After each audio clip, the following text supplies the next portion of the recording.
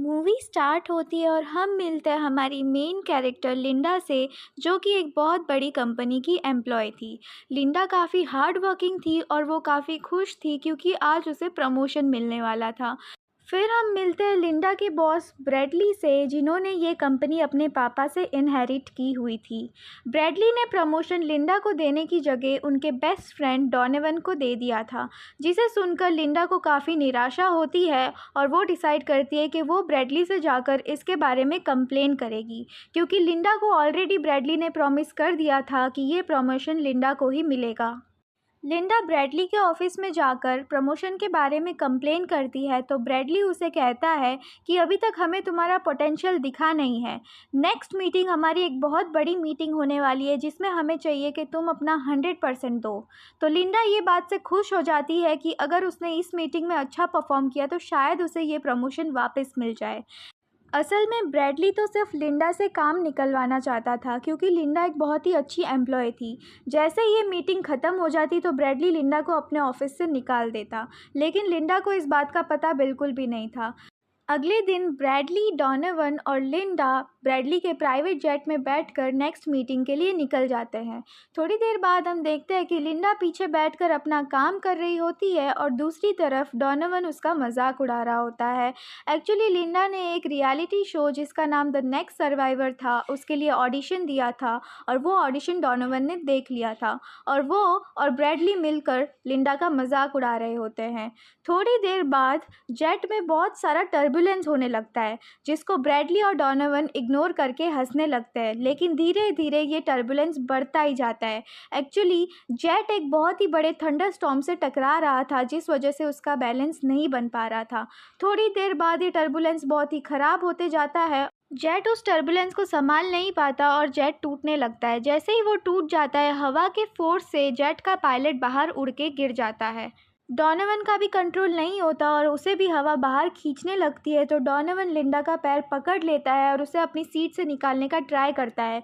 Donovan उसे भी लेकर जाना चाहता था, लेकिन लिंडा अपने आप को बचाने के लिए एक पेन से डॉनोवन के हाथ पे हमला करती है और वो बच जाती है और डॉनोवन बाहर उड़ जाता है। थोड़ी देर बाद जेट एकदम से क्रैश हो जाता है और बहुत ही गहरे समुंदर में गिर जाता है, एक आइलैंड के पास। नेक्स्ट सीन में हम देखते हैं लिंडा को, जो कि एक बीच के किनारे पड़ी हुई है बेहोश हालत में, और ये बीच चारों तरफ से पानी से घिरा हुआ है और बड़ी बड़ी चट्टानें हैं। थोड़ी देर बाद लिंडा को होश आता है, तो वो किसी सर्वाइवर को ढूंढने का ट्राई करती है। थोड़ी देर बाद उसे ब्रैडली मिलता है बेहोश हालत में, और वो ब्रैडली को किनारे से लेकर आती है और वो देखती है कि ब्रैडली के पैर में काफ़ी चोटें आ चुकी है। असल में लिंडा ने सर्वाइवल की ट्रेनिंग ली हुई थी, तो उसे ये सब चीज़ों में काफ़ी एक्सपीरियंस था, तो वो लग जाती है अपने काम पर। सबसे पहले वो पत्थर को तोड़कर एक नाइफ़ बनाती है और उस नाइफ़ से बहुत सारे पत्ते लाकर एक छोटा सा घर बना देती है। थोड़ी देर बाद लिंडा को एहसास होता है कि बारिश आने वाली है, तो वो बहुत सारे कोकोनट के छिलके लाकर रख देती है, जिससे बारिश का पानी उसमें कलेक्ट हो जाए। थोड़ी देर बाद बारिश चालू हो जाती है और रात होने का टाइम हो जाता है, तो लिंडा ब्रैडली को उसके बनाए हुए घर में लाकर रख देती है, क्योंकि ब्रैडली अभी भी बेहोश हालत में होता है। अगली सुबह बारिश और तूफान एकदम शांत हो जाता है और लिंडा ने काफ़ी सारा पानी इकट्ठा कर लिया था। तभी ब्रैडली को होश आ जाता है और लिंडा उसे पानी पिलाने जाती है, लेकिन सबसे पहले ब्रैडली उसे पूछता है कि क्या कोई और सर्वाइव कर पाया, जिस पे लिंडा कहती है कि नहीं, सिर्फ 2 ही सर्वाइवर थे। जिसे सुनकर ब्रैडली काफ़ी निराश हो जाता है, क्योंकि वो ऐसे भी लिंडा को लाइक नहीं करता था। लिंडा अब एक मछली पका रही होती है, जो वो पानी से पकड़कर लाई थी और ब्रैडली को खाने के लिए देती है, लेकिन ब्रैडली उसे नहीं खाता, तो लिंडा उसकी हेल्प करने आती है, जिस पे ब्रैडली उसे डांट देता है और कहता है कि तुम अभी भी मेरी एम्प्लॉय हो और मैं तुम्हारा बॉस हूँ। जिसे सुनकर लिंडा को गुस्सा आ जाता है और वो वहाँ से चली जाती है। अब ब्रैडली पूरी तरीके से अकेला था और वो उठ भी नहीं पा रहा था, क्योंकि उसके पैर में काफ़ी चोटें आ चुकी थी। थोड़ी देर बाद एक बहुत तेज़ तूफान आ जाता है और लिंडा का बनाया हुआ घर टूट जाता है, जिसमें ब्रैडली रह रहा था। फिर ब्रैडली पूरी रात उस तूफान में सरवाइव करता है और उसकी हालत बहुत ख़राब हो जाती है। अगले दिन तेज़ धूप के कारण उसे बहुत प्यास लगती है और उसकी तबीयत बिगड़ने लगती है। तभी लिंडा वापस आ जाती है, जिसने अब बांस के पेड़ से एक बॉटल बना ली थी, उसमें पानी लेकर वो ब्रैडली को देती है। तभी लिंडा नोटिस करती है एक जंगली सूअर के पैर के निशान, और लिंडा आग जलाकर एक भाला बना लेती है पेड़ के टुकड़े से, और वो भाला लेकर चली जाती है जंगल में उस सूअर को हंट करने के लिए। उसे कहीं पर थोड़ी सी मूवमेंट दिखती है तो वो चौकन्ना हो जाती है, लेकिन तभी वो जंगली सूअर लिंडा के ऊपर हमला कर देता है और दोनों में काफ़ी लड़ाई होने लगती है। लिंडा सूअर के अंदर वो भाला घुसा देती है, लेकिन वो भाला टूट जाता है और सूअर वापस से लिंडा के ऊपर हमला करने लगता है। अब लिंडा के पास एंड मोमेंट में भाले का टूटा हुआ टुकड़ा आ जाता है, जिसे वो सूअर के अंदर घुसा देती है और सूअर वहीं पर मर जाता है। लिंडा के ऊपर सूअर का बहुत सारा ब्लड गिर चुका होता है और वो काफ़ी घबरा जाती है। सूअर को मारने के बाद लिंडा उसे लेकर कैंप पर आ जाती है और सूअर को पकाकर ये लोग रात में खाने लगते हैं। तो लिंडा कोई जोक मारती है, जिससे पहले तो ब्रैडली काफ़ी अनॉय होता था, लेकिन इस बार वो उसके जोक पर काफ़ी हंसता है और हम देखते हैं कि इन दोनों के बीच में काफ़ी ज़्यादा बातचीत हो रही है और वो दोनों गेट अलॉन्ग हो रहे हैं। अगले दिन सुबह लिंडा कुछ खाना ढूंढने के लिए जंगल में वापस जाती है, तो वो एक बहुत ही खूबसूरत झरने के पास पहुंचती है, जहां पर जाकर वो नहाने लगती है। वो अपनी परछाई पानी में देखती है तो उसे लगता है कि जंगल में रहने से उसकी स्किन काफ़ी अच्छी हो गई है, वो पहले से ज़्यादा सुंदर दिखने लगी है और उसके अंदर काफ़ी कॉन्फिडेंस आ गया है। तभी उसे एक चीज़ की आवाज़ आती है, तो वो देखती है तो उसे दिखता है कि एक बोट उनकी तरफ आ रही है। तो वो बोट को देखकर फटाफट उसकी तरफ भागती है मदद मांगने के लिए। लेकिन जैसे ही वो मदद के लिए चिल्लाने जाती है, उसके मन में ये थॉट आता है कि उसे वापस जाना नहीं है, वो अभी वापस जाने के लिए रेडी नहीं है, क्योंकि वापस जाकर उसे वही सड़ी हुई कॉर्पोरेट लाइफ में वापस मजदूरी करनी पड़ेगी, जहाँ उसे कोई भी नहीं जानता होगा। उससे बेटर उसे ये लाइफ लग रही थी, तो वो वहाँ पर हेल्प के लिए नहीं बुलाती और बोट वहाँ से चली जाती है। फिर वो वापस कैंप पर आती है तो ब्रैडली काफ़ी फ्रस्ट्रेटेड दिख रहा होता है। ब्रैडली लिंडा से कहता है कि हमें यहाँ पर सर्वाइव करने से अच्छा कुछ राफ्ट बनाकर यहाँ से निकलने का ट्राई करना चाहिए, जिस पे लिंडा हंसकर इस बात को मना कर देती है। तो ब्रैडली को पता चलता है कि लिंडा यहाँ से जाने में बिल्कुल भी इंटरेस्टेड नहीं है और उसे यहाँ पर मज़ा आ रहा है। ये बात को लेकर दोनों के बीच में काफ़ी सारी आर्ग्यूमेंट हो जाती है और ब्रैडली गुस्से में उठकर वहाँ से लंगड़ाते हुए चला जाता है, जिसे देखकर लिंडा हंसने लगती है, क्योंकि उसे पता रहता है कि उसके बिना ब्रैडली यहाँ पर सर्वाइव नहीं कर पाएगा, क्योंकि उसके पैर में ऐसे भी चोट लगी हुई है। ब्रैडली काफ़ी दूर तक चला जाता है ईगो में, और वहाँ जाकर उसे काफ़ी भूख लगने लगती है। तो उसे एक बहुत ही गंदा सा बग दिखता है, जिसे वो खाने का ट्राई करता है, लेकिन थोड़ी देर बाद उसको उल्टी आ जाती है। तब ब्रैडली को रियलाइज़ हो जाता है कि वो लिंडा के बिना यहाँ पर सर्वाइव नहीं कर पाएगा, तो वो वापस कैंप पर जाने का डिसाइड करता है, जहाँ पे लिंडा ऑलरेडी एक 5 स्टार मील लेकर बैठी हुई थी, फिशेस, फ्रूट्स, सीवीड लेकर खा रही होती है, और ब्रैडली उसके पास बहुत ही कैजुअली जाकर खाना मांगने लगता है। तो लिंडा उसे इतनी जल्दी माफ़ नहीं करती, वो उससे काफ़ी माफ़ी मंगवाती है और उसके बाद में उसे फाइनली खाने को दे देती है। अब इन दोनों को फंसे हुए इस आइलैंड पर 2 हफ्ते से भी ज़्यादा हो गए थे। अगले दिन लिंडा सजेस्ट करती है कि वो दोनों एक वॉक पर जाए, तो लिंडा और ब्रैडली वॉक पर निकल जाते हैं और वो देखते हैं कि बहुत ही ऊंचा क्लिफ, जिसके ऊपर वो चढ़ जाते हैं, लेकिन आजू बाजू देखने पर उन्हें दूर दूर तक सिर्फ और सिर्फ ओशन दिखता है। लिंडा वहाँ पर पॉइंट आउट करती है कि देखो, यहाँ पर एक येलो बेरीज है, जिसको कभी भी मत खाना, क्योंकि ये बहुत ही पॉइजनस होती है। और लिंडा आगे की साइड पॉइंट आउट करते हुए कहती है कि वो साइड के क्लिफ पर सिर्फ और सिर्फ कांटे होंगे, तो वहाँ भी मत जाना। ब्रैडली लिंडा की ये सब नॉलेज देखकर काफ़ी इम्प्रेस हो जाता है और ये लोग डिसाइड करते हैं कैंप पर वापस जाने का। लेकिन ब्रैडली के पैर में चोट आई हुई थी, इसलिए थोड़ी देर ब्रैडली वहाँ पर रेस्ट करने के लिए बैठ जाता है और लिंडा आजू बाजू नज़ारे देख रही होती है। तभी लिंडा का पैर फिसल जाता है और वो क्लिफ से गिरने ही वाली होती है कि वो एक पेड़ को पकड़कर लटक जाती है, लेकिन पेड़ की डाली टूट जाती है और वो गिरने ही वाली होती है कि ब्रैडली उसे बचा लेता है और दोनों काफ़ी ही क्लोज आ जाते हैं और एकदम बेस्ट फ्रेंड की तरह हो जाते हैं। अब ये लोग कैंप वापस चले जाते हैं और लिंडा कहीं से बनाना का बंच लेकर आती है और उससे एक बहुत ही स्वादिष्ट खाना बनाती है। लिंडा को जंगल में कुछ ऐसी जड़ी बूटी भी मिली थी जिससे वो लोग वाइन बना सकते हैं, तो लिंडा वाइन बनाती है और रात को बैठकर ये लोग वाइन पी रहे होते हैं। वाइन से दोनों को काफ़ी नशा हो जाता है और ये दोनों काफ़ी ही प्राइवेट बातें करने लगते हैं। लिंडा ब्रैडली को बताती है कि वो एक्चुअली में 10 साल से मैरिड थी, लेकिन उसके हस्बैंड की डेथ हो चुकी चुकी है। लिंडा बताती है कि मुझे अपने हस्बैंड की डेथ से बिल्कुल भी फ़र्क नहीं पड़ता क्योंकि वो बहुत ही गंदा आदमी था, वो बहुत ज़्यादा ड्रिंक करता था और उसे अच्छे से ट्रीट नहीं करता था। ब्रैडली ये सब सुनकर काफ़ी शॉक हो जाता है और लिंडा बोलते ही जाती है। लिंडा नशे की हालत में ये भी बता देती है कि वो यहाँ से कभी वापस नहीं जाना चाहती, जिसे सुनकर ब्रैडली काफ़ी शॉक हो जाता है।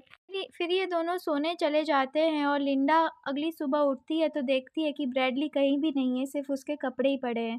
तो लिंडा देखती है कि ब्रैडली ओशन में नहा रहा होता है और लिंडा उसे घूरने लगती है, जो ब्रैडली भी नोटिस करता है। थोड़ी देर बाद एक बहुत ही तेज़ तूफान आ जाता है और इन लोग का पूरा कैंप खराब हो जाता है। एक पेड़ ब्रैडली के ऊपर गिरने लगता है, लेकिन लिंडा वापस से उसकी जान बचा लेती है। तो वो लोग शेल्टर लेने के लिए एक केव के अंदर चले जाते हैं और उन्हें बहुत ठंड लग रही होती है, तो वो अपने गीले कपड़े निकाल कर बैठ जाते हैं। ब्रैडली सजेस्ट करता है कि ये लोग अगर कडल करके रहेंगे तो उन्हें थोड़ी कम ठंड लगेगी।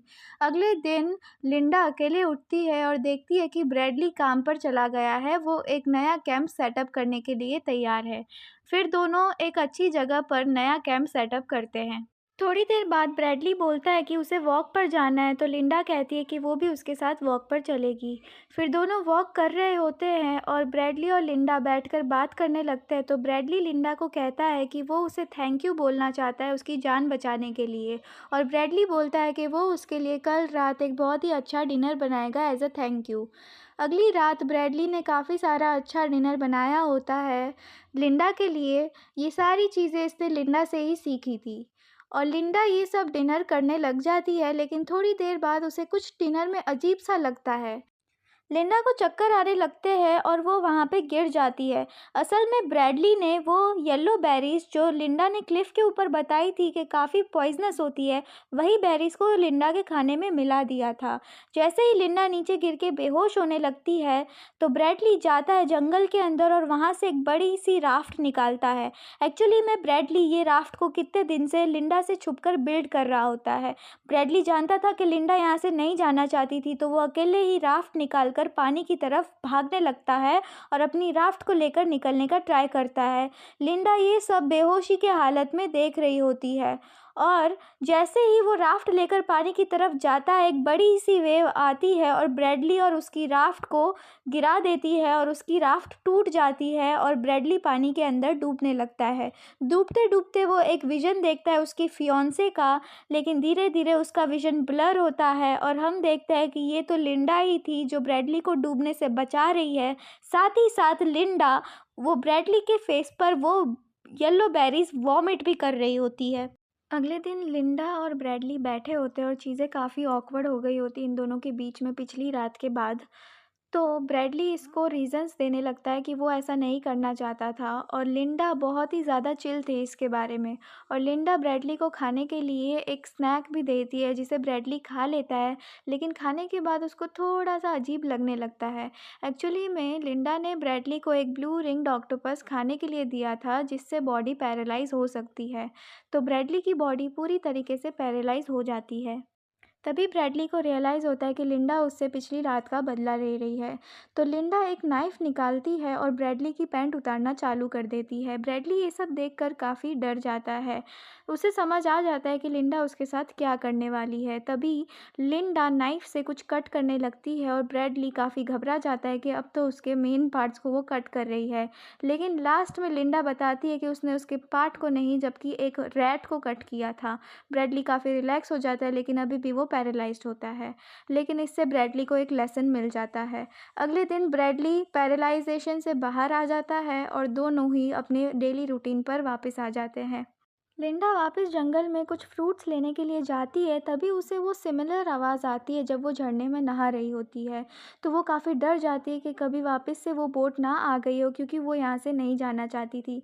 तो वो मुड़कर देखती है तो असल में एक बोट आ चुकी थी और उस बोट पे और कोई नहीं, ब्रैडली की फियांसे ज़ूरी थी। लेकिन इस बार ज़ूरी ने लिंडा को देख लिया था और लिंडा छुप भी नहीं सकती थी। तो लिंडा ऑकवर्डली ज़ूरी को बड़े खुशी से इनवाइट करती है कि वो बहुत खुश हुई उसे यहाँ देखकर। लेकिन असल में लिंडा को ये चीज़ बिल्कुल भी पसंद नहीं आ रही थी क्योंकि उसे यहाँ से नहीं जाना था। तो वो डिसाइड करती है कि ब्रैडली की बजाय लिंडा इन दोनों को उस क्लिफ़ पर वापस लेकर जाएगी। वो इन दोनों को गलत रास्ते से क्लिफ़ के ऊपर पहुँचा देती है, उसी सेम स्पॉट पर जहाँ पर एक बार लिंडा गिरते-गिरते बची थी। तभी ज़ूरी उस क्लिफ़ के पास जाकर खड़ी होती है और वहाँ से गिरना लग जाती है। तो ज़ूरी के साथ जो आदमी आता है वो ज़ूरी को पकड़ के रखता है, लेकिन लिंडा उन दोनों की हेल्प नहीं करती है। लिंडा फिर वापस कैंप पर ब्रैडली के पास आ जाती है, लेकिन उसका बिहेवियर थोड़ा चेंज होता है। वो यूजुअली की तरह ज़्यादा बातें नहीं करती और जाके ओशन में रोने लगती है। ब्रैडली ये नोटिस करता है कि लिंडा काफ़ी डिप्रेस है, लेकिन ज़्यादा ध्यान नहीं देता और ब्रैडली लिंडा को कहता है कि उसने एक और जंगली सूअर के पैर के निशान देखे हैं, तो चलो उसे हंट करते हैं। जिस पे लिंडा उसे मना कर देती है, तो ब्रैडली अकेले इस सूअर को हंट करने के लिए चला जाता है। जैसे ही वो सूअर को हंट करने के लिए जाता है, तो वो देखता है कि सूअर किसी चीज़ से खेल रहा होता है। तो वो सूअर के ऊपर निशाना लगाता है, लेकिन मिस कर देता है और सूअर वहाँ से भाग जाता है। तभी वो देखता है और एकदम देख के शॉक हो जाता है कि बीच में से किसी का हाथ बाहर निकल रहा है। जैसे ही वो उस हाथ को देखता है, उसकी सांसें थम जाती है क्योंकि उस हाथ में उसके फियांसे की रिंग होती है। उस रिंग को देखकर उसे सब समझ में आ जाता है कि यहाँ पर क्या हुआ होगा और वो भागते हुए लिंडा के पास जाता है। लिंडा तभी ओशन से बाहर आ गई होती है और वो ब्रैडली को देखती है, तो ब्रैडली उसे कुछ नहीं बोलता। लेकिन ब्रैडली का और बिहेवियर देखकर लिंडा को थोड़ा-सा शक होने लगता है। तभी ब्रैडली अपना नाइफ़ बाहर निकालता है और लिंडा समझ जाती है कि ब्रैडली को सब कुछ पता चल गया है। तो लिंडा वहाँ से भागने लगती है और ब्रैडली नाइफ़ लेकर उसका पीछा करने लगता है। लिंडा भागकर फॉरेस्ट में छुप जाती है, तो ब्रैडली उसे ढूँढने आता है।